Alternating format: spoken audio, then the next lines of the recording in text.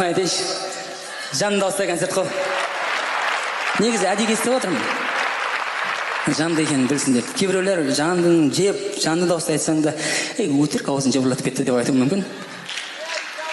Сондықтан жанды дауыста айтып берейін. Жаңа ән болғаннан кейін сөзі сәл есіме түспей тұрғаны бас жағын.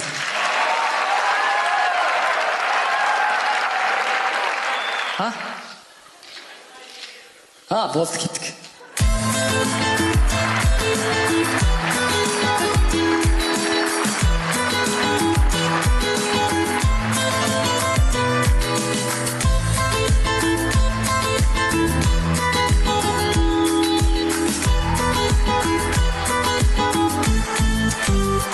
Айтпай келген сезім жақсы, алдыңдамын, көзіңді ашшы, жүрегіме есіміңді өз қолыңмен өзің жазшы.